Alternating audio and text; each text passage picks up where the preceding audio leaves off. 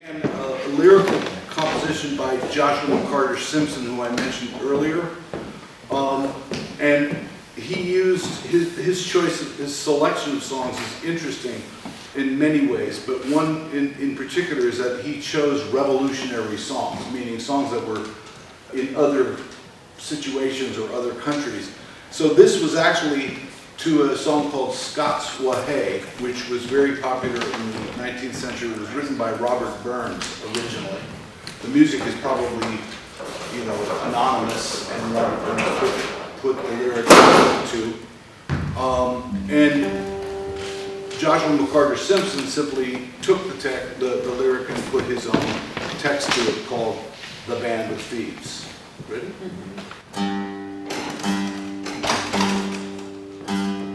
Who are those who loud declare all mankind their rights should share, but the slaves their chains should wear? 'Tis the band of thieves. Who are those who rule and reign? Bind the black man down with chain, let his prayer and blows to stay. 'Tis the band of thieves.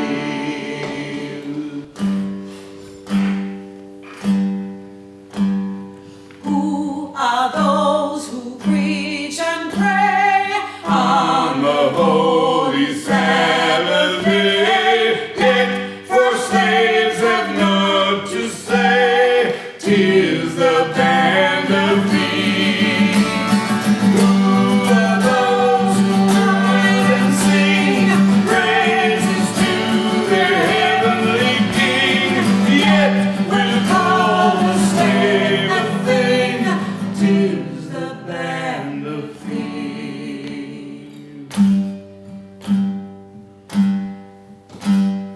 Who so gentle, meek, and mild say that they are undefiled, yet will steal their brother's child? 'Tis the band of thieves. Who are those that free from strife, would not quarrel for their life, yet will sell their brother's wife? 'Tis the band of thieves. 'Tis the band of thieves.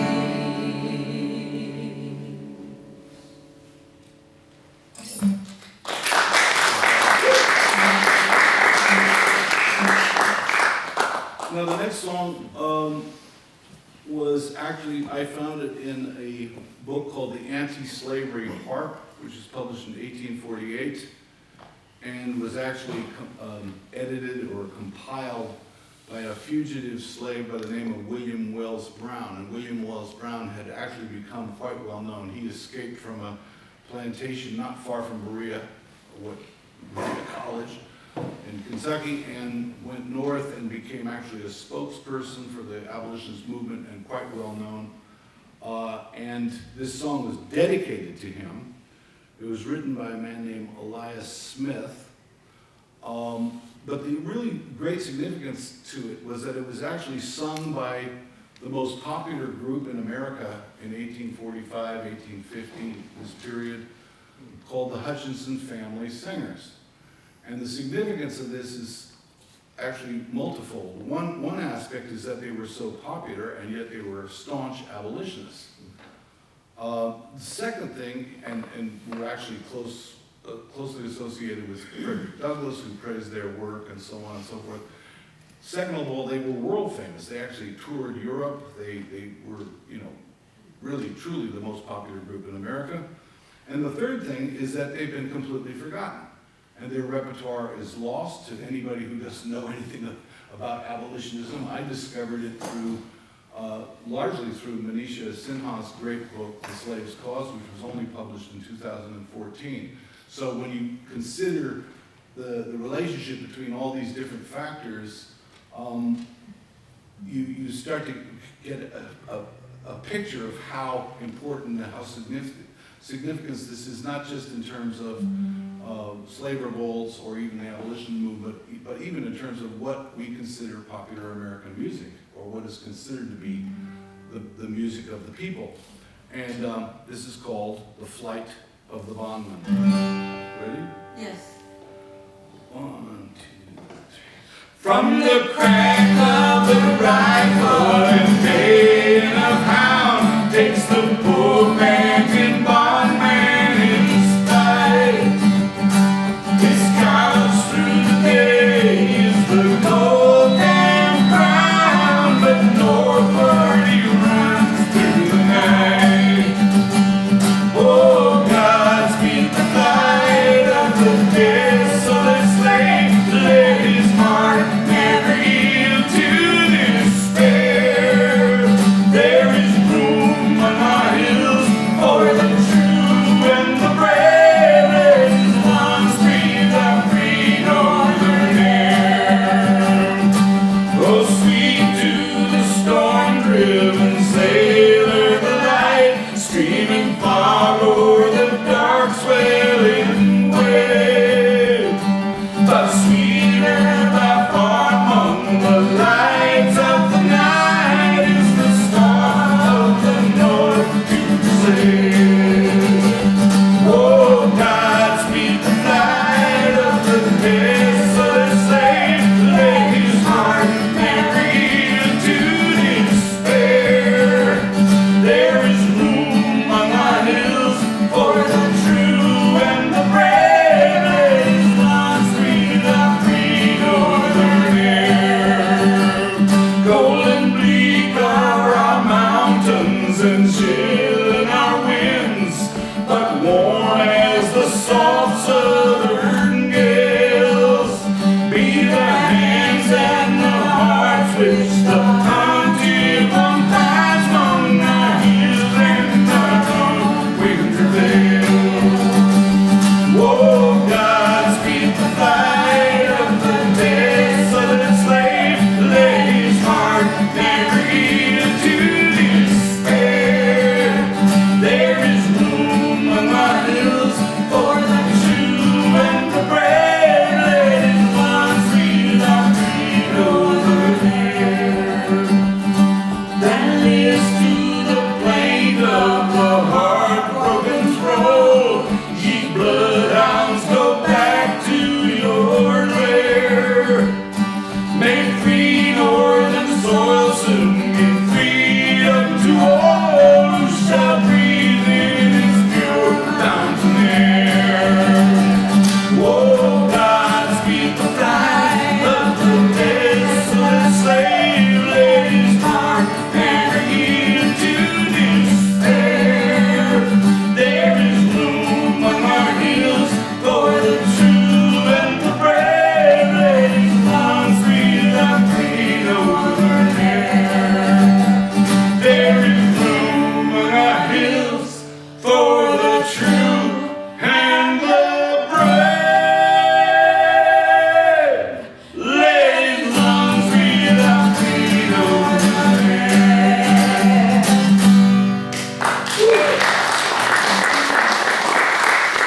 So why is that not a popular folk song? I mean, it's a hit. But I mean, this is really, that's why we're doing these songs, so you hear what, it's unimaginable that for musical or aesthetic reasons this could be excluded from the American songbook.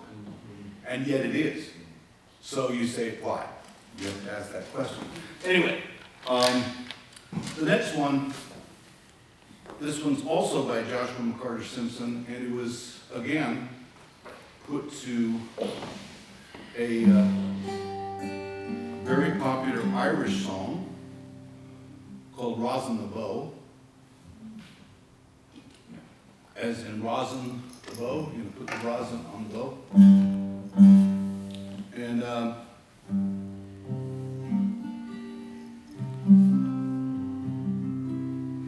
And one of the things that McCarter Simpson says in the introduction to one of his songbooks, which I think is quite an important statement, is the reasons that he chose the music that he chose. And of course, we've already spoken about the fact that choosing songs that people already knew was one obvious reason, because everybody could just join in and sing. And these were songs that were being sung at meetings like this, in churches and community halls, union halls, even places where people gathered to discuss politics, fight the anti-slavery battle, and so on. But he specifically mentions, this song is not a good example, but there are other songs that he wrote to what were blackface minstrel tunes, which were very popular at the time. And he makes reference to the fact that there were people in the abolition movement who were critical of him for using these songs because Jim Crow or other songs that were mocking and defaming and dehumanizing his people.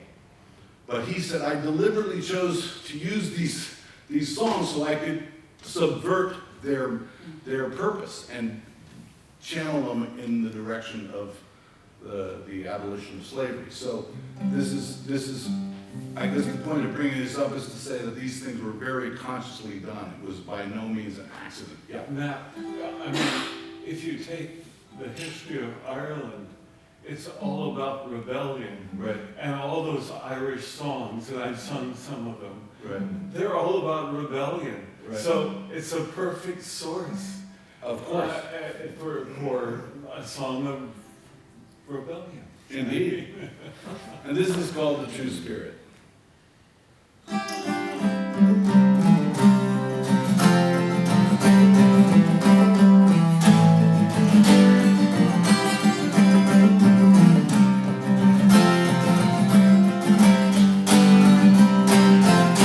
Come all ye true friends of your nation, away from stupidity's grave.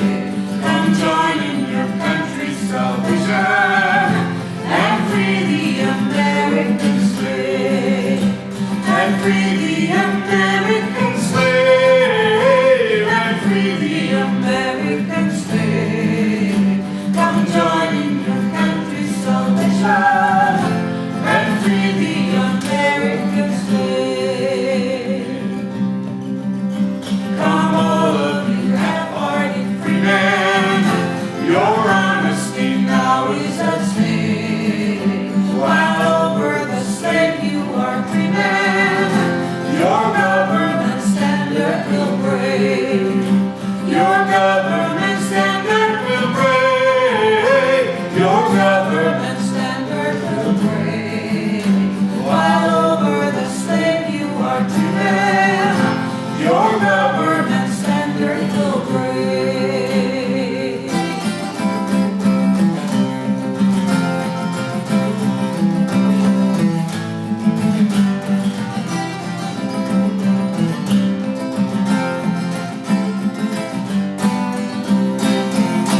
We wish not to sever the union, but rather in love to unite. We hold not from our communion no man who will strive to do right. No man who will strive to do right. No man who will strive to do right. We hold not from our communion no man who will strive to do right. We loathe the bare name of Nancy Land, and all who will lay in its cause. And we are intent on repealing that outrageous fugitive law. That outrageous fugitive law. That outrageous fugitive law. And we are intent on repealing that outrageous fugitive law. We'll sacrifice time and our money and life to live it is required. While the blood of our brethren is running, we'll flinch not, no ever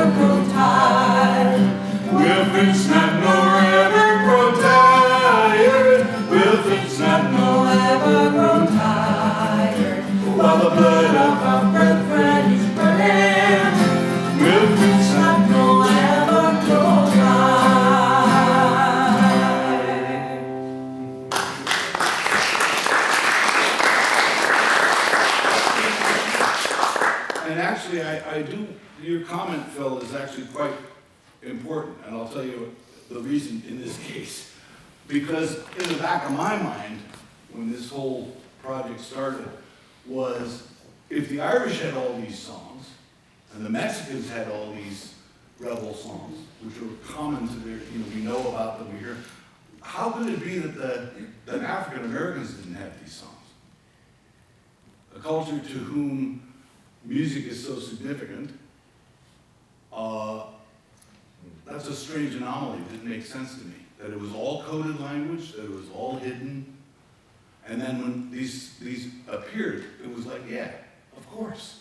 They rebelled. And the reason, as the film pointed out, they didn't want these songs to be known is because it was evidence. It's not just the musical aspect, it's the fact that they proved that these rebellions took place and actually were celebrated and commemorated by songs, which, I mean, look, the Irish lost all their rebellions too, so it wasn't as if, because it took the Civil War to actually end slavery, it was like that this part of the history of the United States was being deliberately buried.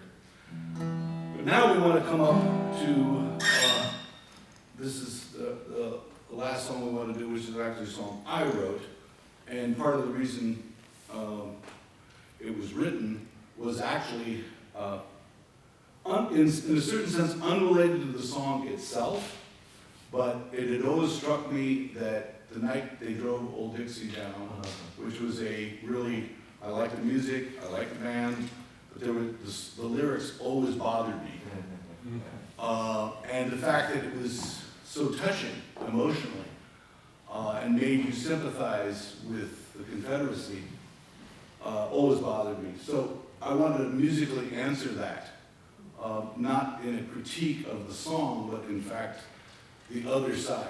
And this is a song called Old John Brown. And you're invited to sing along. It's the boo-boos, you hear it immediately. Ready? Ready.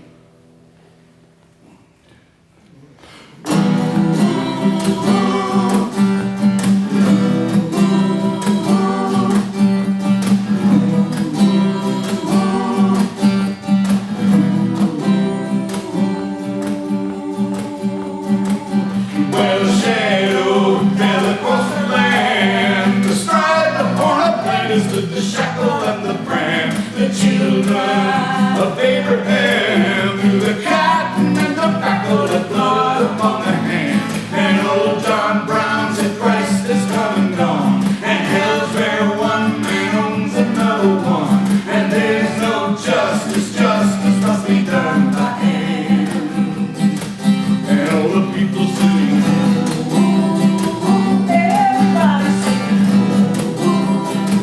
Loud and clear, singing, ooh, ooh, yeah, singing.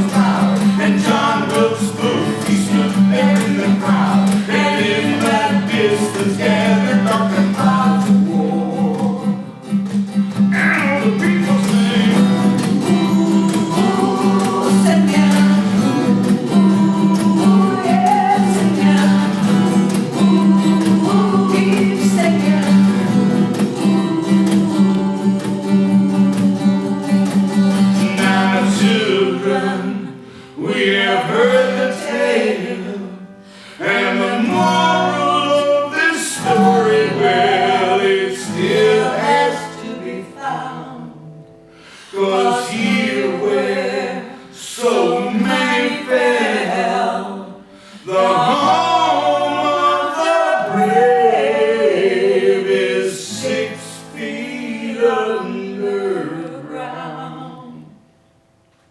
And old John Brown died a shooting dead.